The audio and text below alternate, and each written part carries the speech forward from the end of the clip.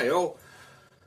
So after the last update where I was using a bit of high-tech stuff showing you the racing aspirations program and having a bit of a moan about the way autism's being portrayed at the moment, funny enough, I thought when I recorded that, I thought, oh god, do I leave that in?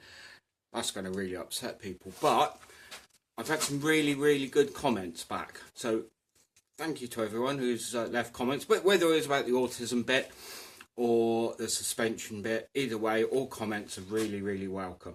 I've had some great suggestions and things, so I will show you the updates. This little update is going to be, I'll show you the fuel tank, which I've now modified to fit, and I'm going to be doing more CAD, but CAD of a different type this time.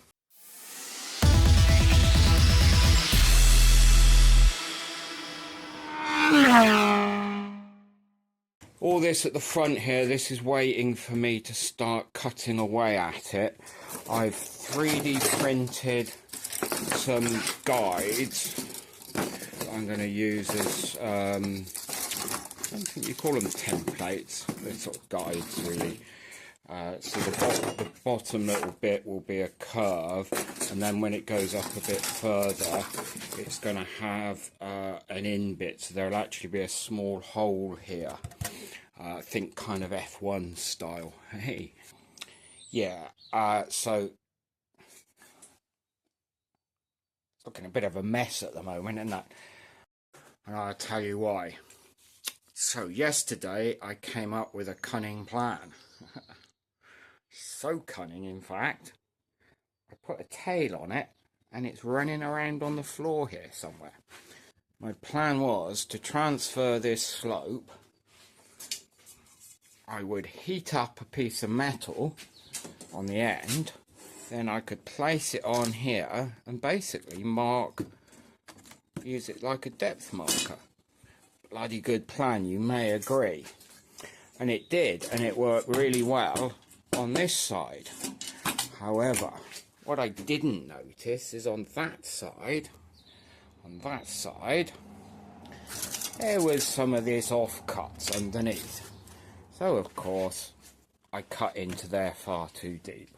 So I've now ended up with this mess here to try and stick in some of this styrene stuff to make it deep enough to make a mould.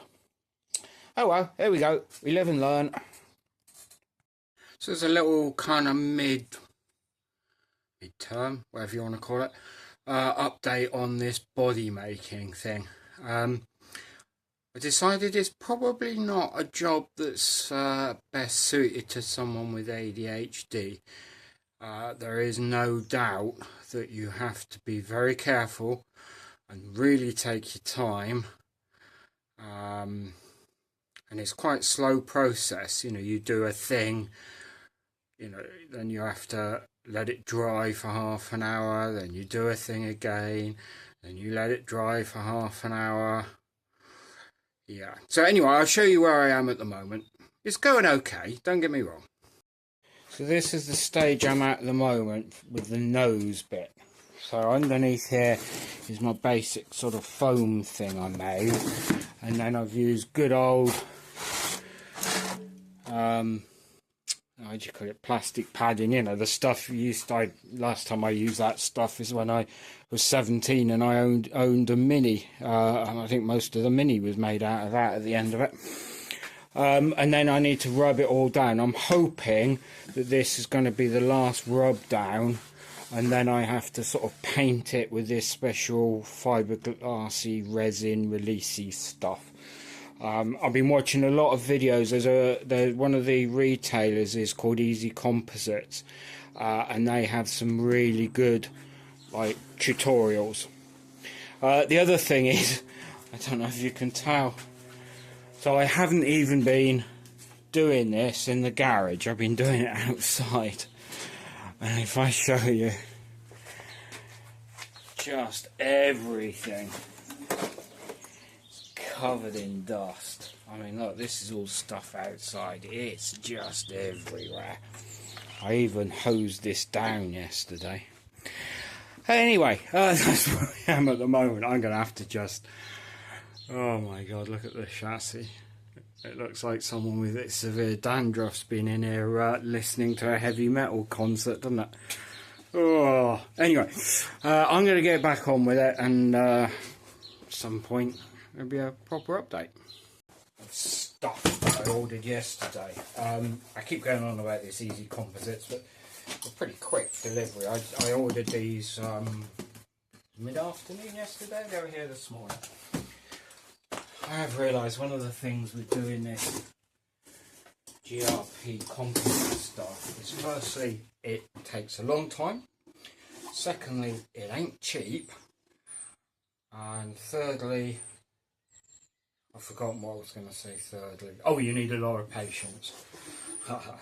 Whole load of tins. We've got some coarse chopped stuff, which I'm going to be using just for mould making. And some even coarser chopped stuff for mould making. And we've got some finer stuff that I'm going to use for the backing, because I can't afford to make these things completely of carbon fibre. Got a load of brushes, got little pots for mixing, some sandpaper and various potions and lotions to go with a whole load of stuff that I've already got in the trailer. So another thing I'm finding with doing this composite thing is you do seem to end up with an awful lot of you know, cans of all this sort of stuff. There does seem to be quite a lot of different ones.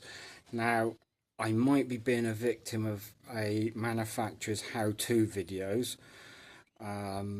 who's, you know, you need this for that and that for this, and, you know, different I might be. I'm not sure I am, but I might be.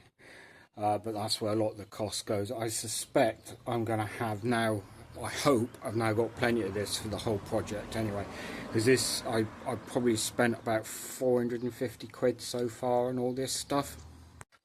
I've just remembered what point what point 3 was going to be.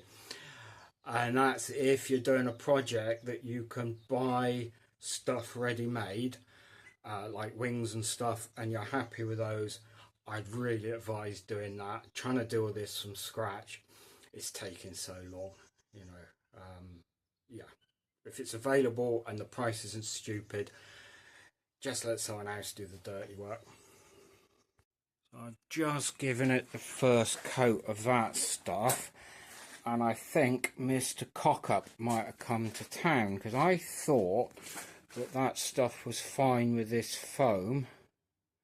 In fact, I'm sure that's what they recommended, but it seems to me where the foam was showing through a little bit, it's literally eating away at it. So hopefully that's going to harden without doing any more eating, and I will fill that in with the filler when it's all hardened, and hopefully can recover. Because if that screwed that mould up, I'm not going to be a very happy camper, am I? Anyway, I'm pretty sure it'll be okay. See, there's yet a hole right the way through. There we are. Okay, like I said, I'm not for 1 minute trying to pretend I'm some sort of expert at this. I'm learning, and hopefully anyone watching this, if you ever decide you want to go along this route yourself, you might learn a little bit from my errors and save yourself some messing around. So also, as it has to be said, a very wise man once said to me, show me the person who's never made an error and I'll show you the person who's never done anything. Well, I make quite a lot of errors, so I guess I do quite a lot. So I rewatched one of the easy composite how-to videos this morning, and sure enough, I've misheard or misunderstood which foam I was supposed to use. There's polyurethane and something else. and I used the something else one, not the one I was supposed to. I'm hoping I can still recover this. I'll fill those holes in with a body filler and then kind of redo that coating. So I don't think all's lost. But like we say, we live and learn, at least I hope we do. Groundhog Day, we're several days later. I've filled in all the problem areas again. I've even spray painted a little bit to try and make sure that none of that foam's showing. So I'm back to doing the primer coat thing and doing all the rubbing down again. Oh, it's really good fun doing GPR. In the very, very unlikely event this channel's still going in years to come and I start doing some other project, if I ever mention making moulds and bits out of GRP, please shout at me and remind me of now. Several days later, and much swearing, I'm now back to having the gloss layer of this sort of, I don't know what this stuff's called, I can't remember, I showed you before. So now I've got hours and hours of sanding to get this back to a gloss finish instead of a brushy finish. So I rubbed down my nice glossy layer and it's rubbed through in a couple of places. So I've now got to touch those up, leave it overnight and then rub it down again. My God, this process is long. Here we go again. So I rubbed through some bits, so I've touched those bits up. Now I will very, very carefully rub down again. Several days after the last update, I am now at the point of having, hopefully, it all ready to unwrap. So I brushed on a bit of the gel coat there. I'm just going to rub that down and hopefully make that all nice and smooth so that crack bit won't show, and also where there was a couple of other little minor marks, and I put some more gel coat around the edges just to, well, mainly because I mixed up too much gel coat and I'm tight and didn't want to throw it away, but I thought it just might be useful. Anyway, so I'm going to get on with just rubbing that down nice and carefully so as I don't go through all the layers straight away. Let's see how that goes. That's the mould having been rubbed down now, and a little bit of a polish. These all the white dots are bits of dust. So now I'm going to give it a good wipe down with acetone, and then it's going to be brushing on 6 layers of mould release. Then the big, well, not big reveal, the big fun, well, I don't know, whatever the hell it's going to be, is going to be laying up the carbon and GRP and making the nose cone. And I really, really hope that's going to then be job finished and I can move on to something else, because quite frankly I wouldn't even like to guess how many hours has gone into this, but it's starting to drive me up the wall. Yet another next day. So I've painted on 6 layers of that releasing agent, and now, because I want to try and make it fit as best as possible, I'm going to kind of use bits of paper as a template and then cut out the carbon. And one of the things it's quite clear with this is to sort of have everything ready. So I have the carbon cut. I'm going to do the same as with the other. I'm going to do 1 layer of carbon and 2 of fiberglass because I'm a cheapskate. Actually, I might even do 3. Yeah. So I'll have them all cut and ready to go. I will then mix up the resin, so everything should be ready to rock and roll, and then I can hit it in one go. So, if I remember, you might even get the treat of one of them fast forwardy things that a few people do. Before I get on with that, I've got a couple of massive thank yous to say. First one's to Neil, who is one of the people that's followed this channel for a little while and happens to live around the corner and is mad on NASCARs. It actually owns a NASCAR and runs a load of NASCARs for other people. He's given me some fuel tank foam which works as a fire suppressant and baffles, so that's absolutely brilliant. Thank you so much, Neil. And also my mate Brian over at the Oak Swamp channel, who again, he lives quite close. It's a funny village, this, because the village is known for sailing, and yet there's quite a few people doing some really interesting car stuff. Brian's over at the Oak Swamp channel, and he builds rat rods and stuff like that. I happened to pop around there the other day when he was videoing, and he was good enough to leave in a little bit of me talking waffle and promoting this channel, and that's resulted in a few new subscribers. So thank you very much, Brian, and hi to those new Oak Swamper subscribers. A little bit different here. My production stuff, you will see quite quickly, is nowhere near up to the standard of Brian's, but it is what it is. So I hope you enjoy it, and I hope you find it interesting. So that's the first stage done. Paper template, and then I think what I'll do is I'll cut out probably a couple of centimeters bigger, just to play it safe, where we've got it into curves and things.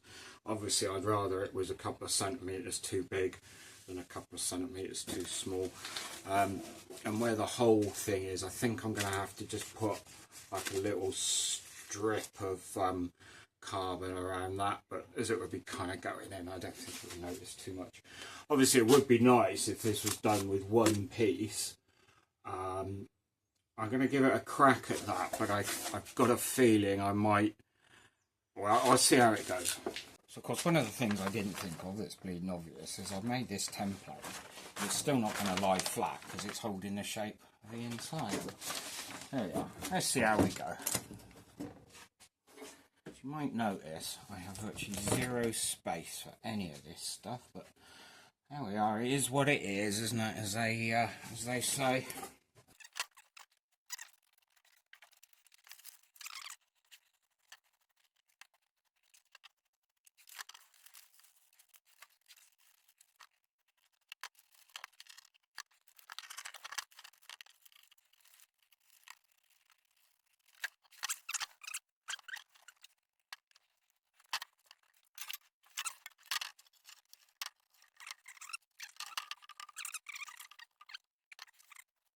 I don't want to cut too long past, because what I'd like to do is keep any bits off cuts, is keep them as big as possible, because this stuff ain't cheap and it might be handy for other things, or reinforcements, or a bit around the front or something.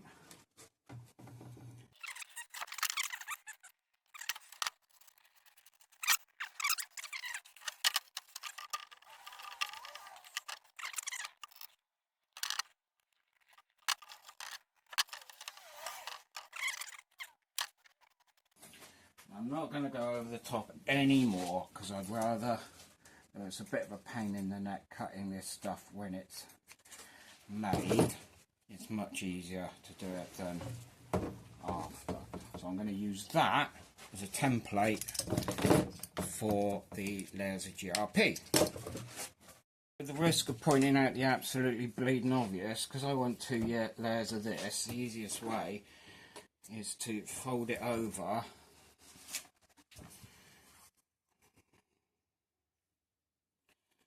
and cut out one lot of cutting, ends up with 2 lots of what I want.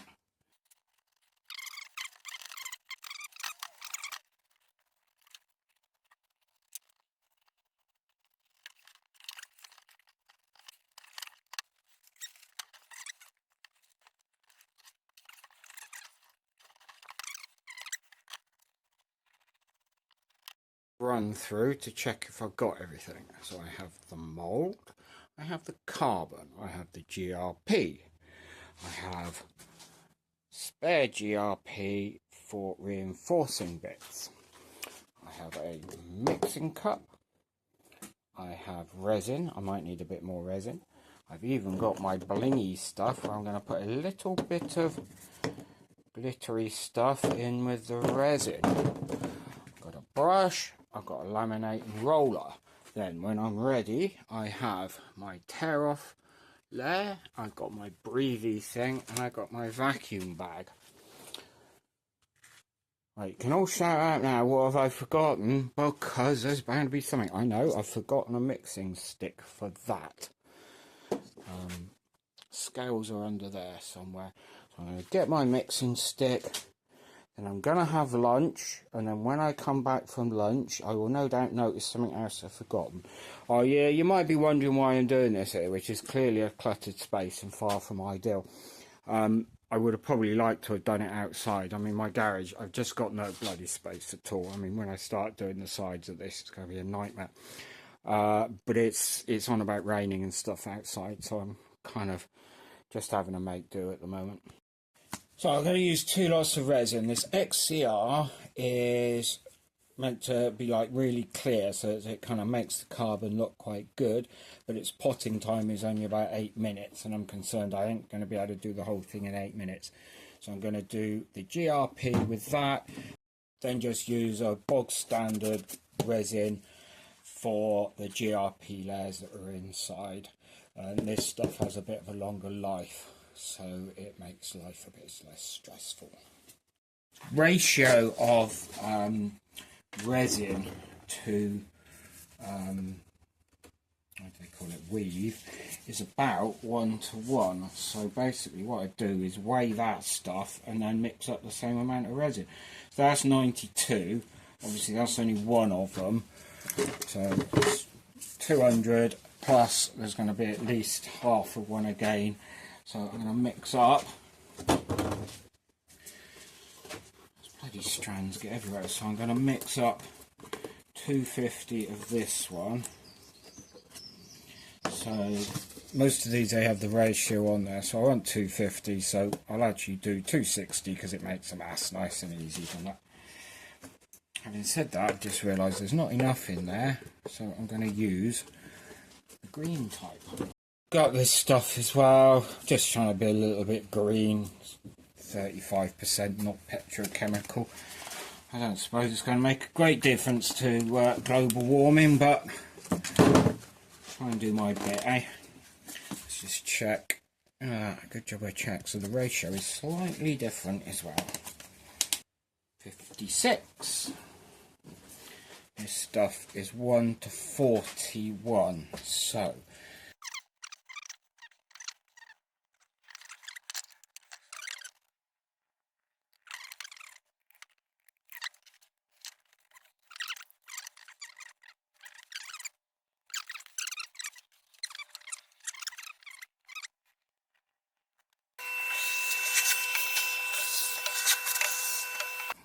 right, I need to work reasonably swiftly here.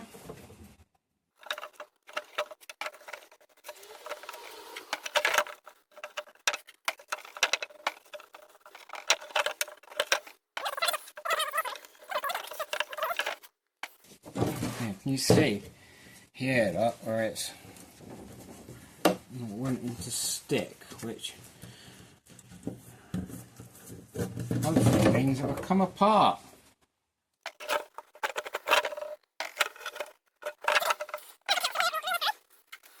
From the middle. I'm trying to make sure it's all covered.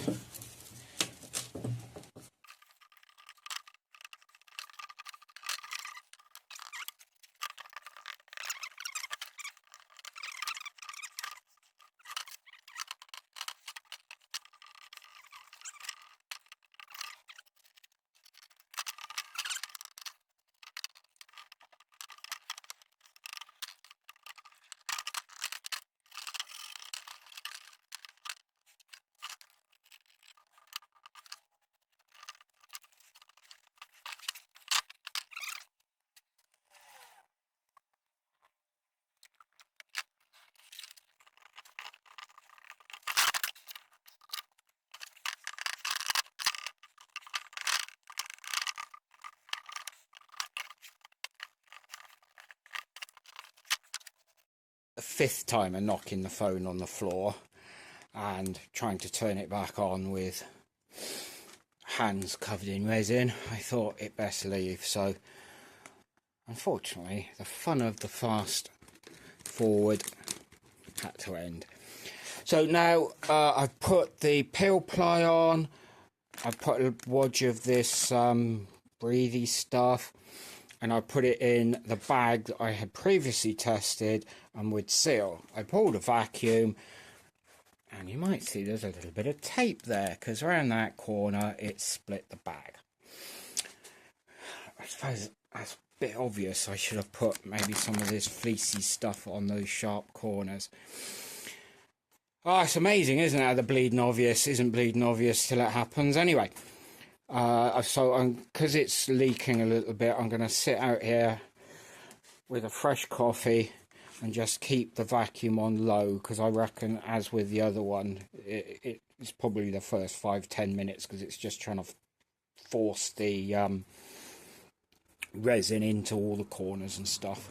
Whilst I've been holding the vacuum cleaner on, I've just been sort of pushing into the corners, because the mould I purposely made so it has a little corner rounded edge, partly IVA, but mainly because the rounded edge will just give it quite a bit more stiffness. I've noticed this is really soaked here, so I'm going to get more of this fleecy stuff in there to soak up the excess. I've been standing there like a complete plonker for about 15 minutes with the vacuum cleaner on, holding the vacuum. And then it occurred to me that it wouldn't be a bad idea, because of the shape of it, the bag wasn't getting in everywhere. So after that little session, I kind of squiggled the bag around and pulled it around as much as I could, and then did another vacuum for about 5 minutes, thinking then hopefully any bits that were not sort of pulled to the side first time would have been second time. Anyway, I have totally had enough of being out here now. I was planning on doing some more work on the brakes. I don't know whether you see with these videos that with all this going on, I have been sneakily getting on with the other odd thing. But I'm going to go play sim racing now. That has to be left overnight. So yeah, again, the next bit's going to be the next day. How many times have we had that so far, this video?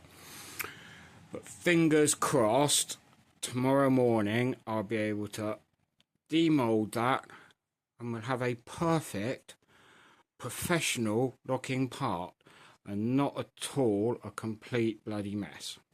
So it's another day, and a right old miserable day. So I'm going and working this weekend as an assistant clerk at a kart race meeting. So I only have time to demold this before I'm going to have a lovely 2.5 hour drive. So I've checked, I've left a little bit of excess resin, and I would say that sounds pretty well hardened off. So I reckon I can see if I can get that out of its mould. By the way, if you know anywhere that I can get these bags that don't leak and don't rip easily, you can leave me a comment. It's quite useful. Or brand name or something, I don't know if they have things like that.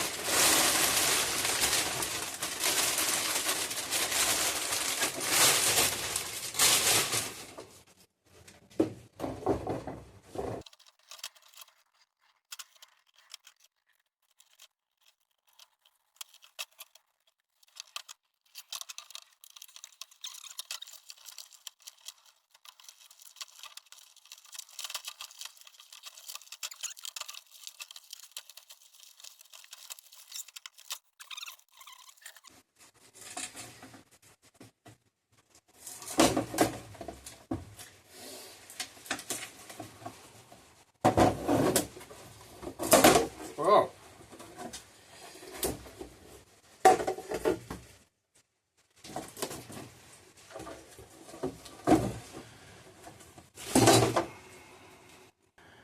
Okay, so obviously it needs a polish, but you can see there are quite a lot of bits that are clearly a bit dry. Now, I never thought this was going to work first time, but I'm wondering, I was thinking about this, where I think it might be another me not listening to instructions properly, because I got the thing of you need the same weight of resin as you do carbon or GRP. But then when I mixed up more, I was thinking about it last night, like these things do this, and they come in my mind, and I think, well, carbon for the same, you know, square footage or whatever is much lighter than GRP. So if you have, say, you know, 10 grams of resin for 10 grams of GRP, then that's going to be wrong for carbon. And I think I've just demonstrated that by this being a little bit dry. But I think, you know, so this is first ever go. I will polish up a little bit later just to see, because obviously where I put that glitter and stuff in, at the moment, I'm not seeing that. And obviously I was worried I'd put in too much, but maybe a faint sparkle. I will use this one as a good learning exercise. When it's trimmed down, it's going to fit fairly well. I'm fairly happy with the shape, which God knows I don't want to make that again. But I think what I will do is use this as a learning exercise. Obviously, I need to recheck the quantity of resin.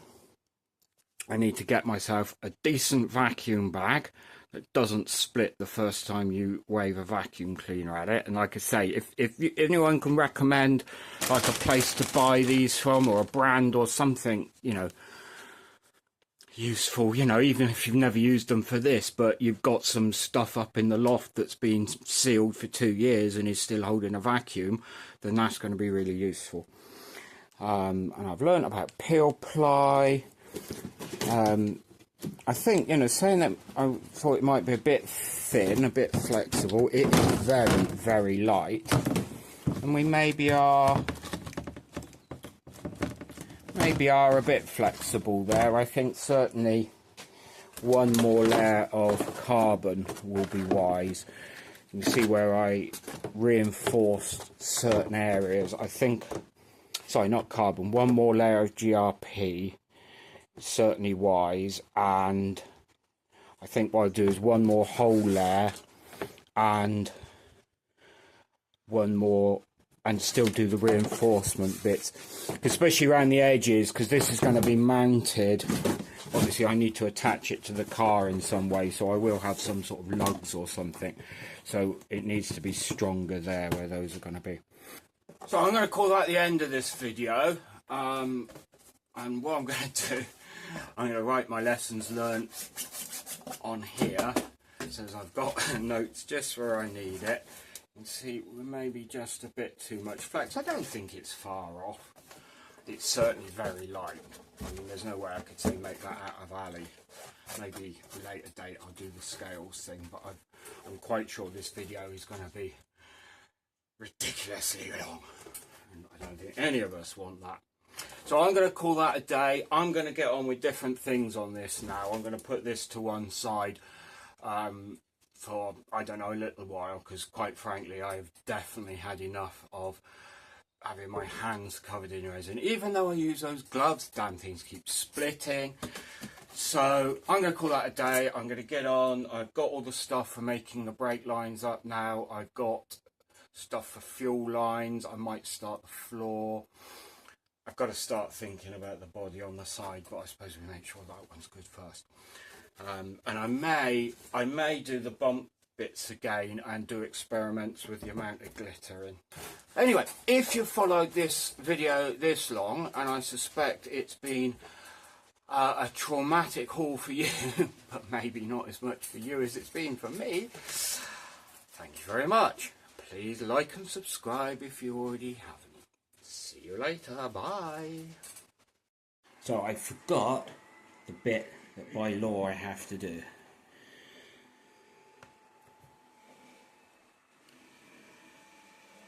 Just about half a kilo.